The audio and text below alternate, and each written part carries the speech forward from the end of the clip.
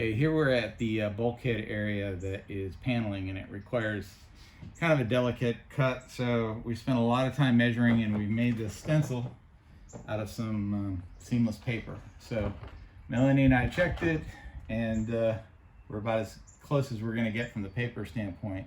So now we're going to trace this out on the wood and see what happens.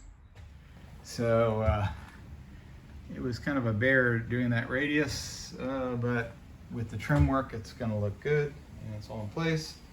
Sarah had me put in a outlet there. So that board took about 3 hours to measure and cut. Probably a true craftsman could have done better.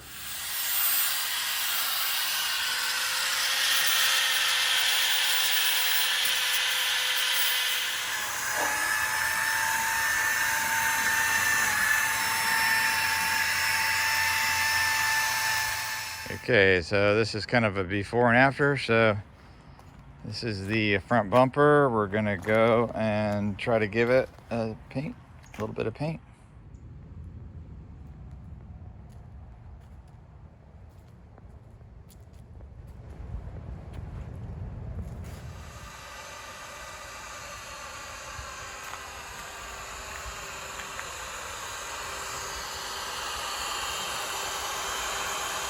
Okay, so now this is the moment of proof. We've painted the console here, and Melanie's gonna start unwrapping it.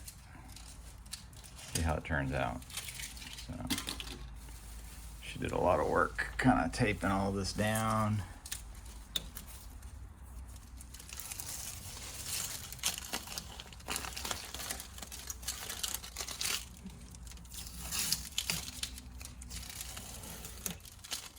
Okay, so there's after painting.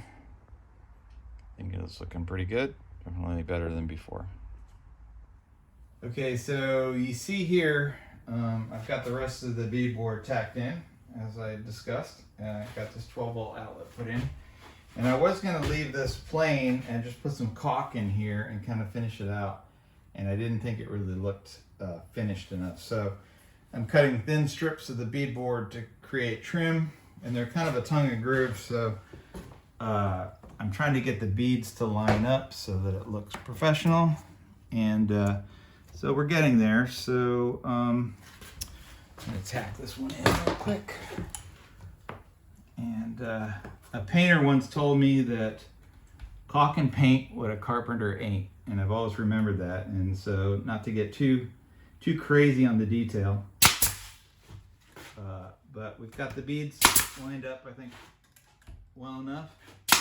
And in a few minutes, I'll show you the corner trim I'm going to put on there. So today we put this top layer on, as I showed you earlier, and then we did the quarter trim to kind of dress it up a little bit. So mitering the corners, and then I'll put some down there too.